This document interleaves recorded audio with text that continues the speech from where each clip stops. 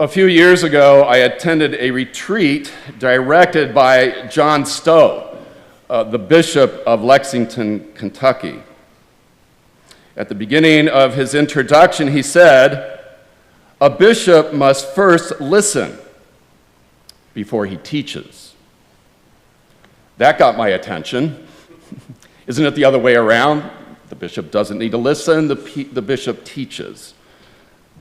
But Bishop Stowe said, no, one must first listen and then teach. I sensed that he saw his role as bishop as one like a pastor, a humble servant. Pope Leo has spoken of the importance of listening. Last month, he spoke at the chapter of the Augustinians, the order he once led. And he spoke to his order about listening. He prayed that the members of the general chapter there would receive the gift to listen, and the gift to be humble, and the gift to promote unity. But it begins with listening. Pope Leo draws upon the wisdom of St. Augustine, placing listening at the heart of human contact and engagement, to listen in, quote, complete inner availability. And he goes on, when someone speaks to you, wait until they finish to understand them well. And then, if you feel led, say something. But the important thing is to listen, to have complete inner availability. As St. Augustine said about a listening heart, do not let your heart be in your ears, but your ears in your heart. We live in a time when people talk, they don't listen. Offering opinions, but not offering the space for listening. In Pope Leo and Bishop Stowe, we see two pastoral leaders who have the capacity for deep and patient listening, a capacity in short supply these days and in need of revival and to be something valued.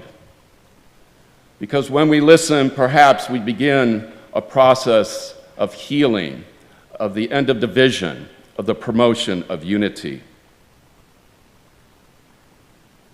Our biblical texts begin with the image of a God who listens. From the book of Sirach, we read how God hears the cry of the oppressed, who is not deaf to the wails of the orphans or the widow when she pours out her complaint, their prayers piercing the clouds. And the psalm continues, this image of the listening God. The Lord hears the cry of the poor, the brokenhearted, the crushed in spirit. Though in his letter to Timothy, St. Paul wants to make it clear for the record that he has finished the race, kept the faith, and that a crown awaits him. He says this out of a place of hardship and suffering, but there he recognizes that the Lord stood by him and gave him strength, hearing his cries and his longing for God's mercy. Perhaps Paul acknowledges that he too knows what it is to pour out, to be poor and broken, yet knew that the Lord heard his cries, that the Lord had a listening heart. And we move on to Luke's text. In this text, we see two ways of praying and the efficacy of prayer, perhaps what God is listening for. In the first kind of prayer, the Pharisee seems to be praying to himself, not really to God. There's nothing God needs to do or learn that is new. The Pharisee is there only to boast and to feel superior to others. In the other prayer, the tax collector, acknowledging his sinfulness, opens his heart to the mercy of God. O God, be merciful to me, a sinner. Perhaps the lesson to be taken from the text, the prayer of a humble, contrite heart, is heard and answered by God. Yet in both cases, all are sinners, whether Pharisee or tax collector, and all are in need of God's redemptive grace. Today, perhaps as we ponder these texts, we are encouraged to consider, am I a good listener? Do I listen so that I may better understand? If I have better understanding, am I willing to act when needed? Do I hear the cry of the poor and offer them assistance? Do I hear with the ears of my heart? If God listens to my cries, am I willing to listen to the cries of others?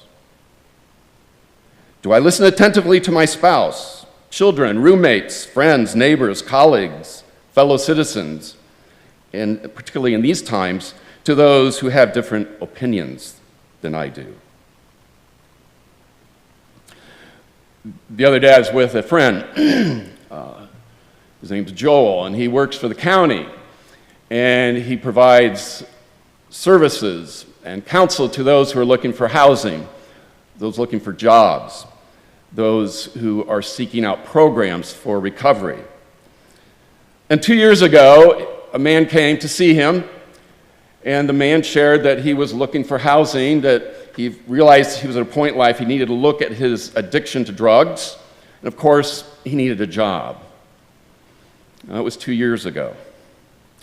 Joel shared that last week, this man, who he did not remember, because it was 2 years ago, came to him to thank him.